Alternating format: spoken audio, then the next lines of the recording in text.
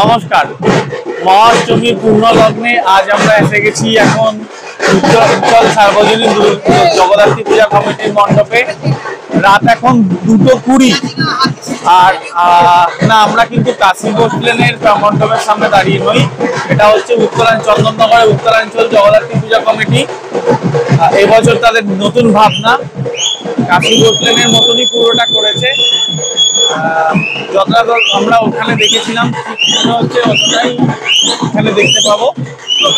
এবছরে এদের থিম রত্নগর্ভা।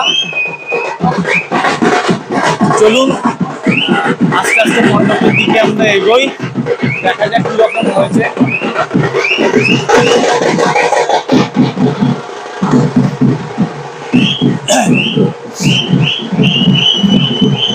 আপনারা কিন্তু এটা ভাববেন না যে এটা কাশী বোস লেনের মণ্ডপ, এটা চন্দননগরের উত্তরাঞ্চল সার্বজনীন জগদ্ধাত্রী পূজা কমিটির মণ্ডপ।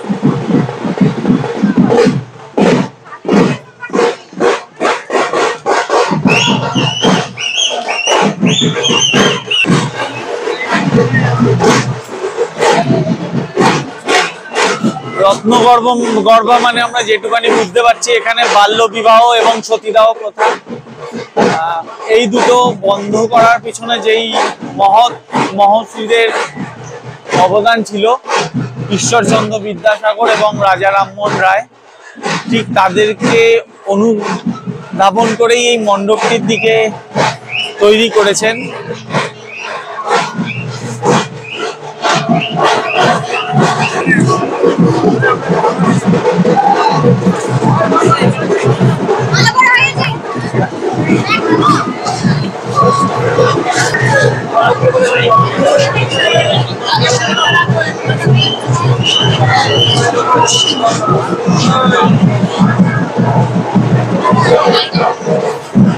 মণ্ডপের ভিতরে আপনারা কিন্তু একটা অপূর্ব নিদর্শন দেখতে পাচ্ছেন। সেই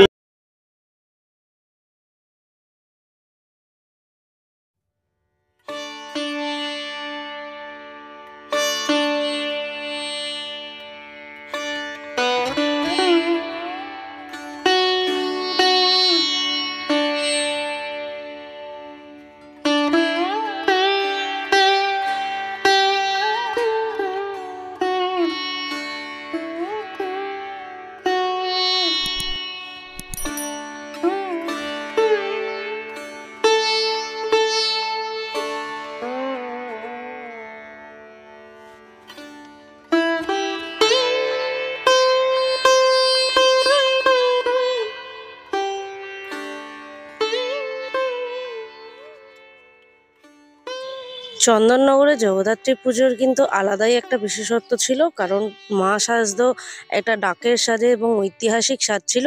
কিন্তু আস্তে আস্তে সবাই কিন্তু থিমের ভিড়ে গা মেলাচ্ছে।